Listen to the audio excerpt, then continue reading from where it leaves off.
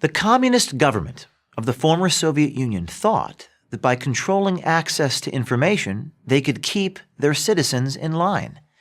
Consistent with the Orwellian nature of the Soviet Union, the country's most important newspaper was Pravda. Pravda is the Russian word for truth. But Pravda was not truth. It was full of lies. But here's the thing. Almost no one in the Soviet Union was fooled. They knew they were being lied to. Ironically, unlike most citizens in the Soviet Union, citizens in 21st century America are fooled by their news media. We think we're getting the real story from our major media, but we're not. When we tune into the networks or read the New York Times or the Washington Post, we're actually getting a sharply slanted version of the news, slanted to the left. This should deeply concern people on both sides of the political divide. To make informed decisions, a free society needs a press it can trust, not one that is hopelessly biased. In 2017, Project Veritas sent out undercover reporters to see how committed the major media was to objective news gathering, specifically as it regarded the newly elected president, Donald Trump. Our first report focused on CNN. A producer there, John Bonifield, acknowledged the lack of evidence for his network's efforts to link the Trump campaign and the Russian government in a plot to rig the 2016 election. Bonifield told us, "I think the president is probably right to say, like, look, you are witch hunting me. You have no smoking gun. You have no real proof." So why was CNN so relentless in hammering the Russia collusion narrative? Ideology, the election wasn't legitimate, and ratings. As Bonifield noted, the Trump-Russia collusion story was good for business. Next, we released another series of reports, these on the New York Times. First, we heard from Nick Dudick, the paper's audience strategy editor. Dudick told our undercover reporter he was responsible for choosing which New York Times videos go on Facebook, YouTube, and Instagram. Dudick boasted, "My imprint is on every video we do."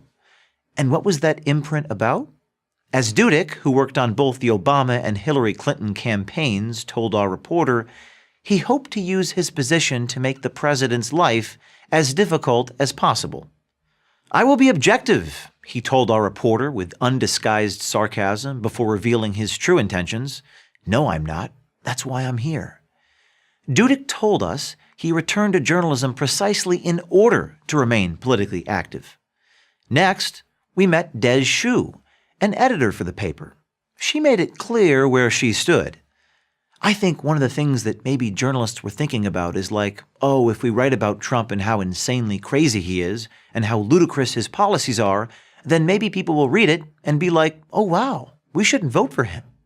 According to the Times' own handbook on journalistic ethics, journalists may not do anything that damages the Times' reputation for strict neutrality in reporting on politics and government. So given such a breach of the Times' own standards, we expected the newspaper to come down hard on Dudick and Shu. Instead, they came down hard on us. Executive editor Dean Baquet said I was a despicable person for recording one of his employees telling the truth. Yet, when the Times publicized a 2012 undercover video of Republican presidential candidate Mitt Romney saying that 47% of Americans wouldn't vote for him because they were dependent on the government, they praised it as offering a rare glimpse of Romney's personal views. In fact, in his attack on us, Baquet unwittingly gave the whole American media game away. A real journalist, he told a panel at the National Press Club, has to have in his or her heart a desire to make society better. The Times' editor is wrong. Real journalists want to pursue the truth. Then they let the citizens use that truth to build a better society. When journalists shape news to fit their vision of a better society, they're not doing their job. Perhaps this wouldn't be so bad if the major media would just admit their political motives. But they don't. On behalf of their own narrow agenda, they lie, distort, and exaggerate. and they expect us to call it Pravda.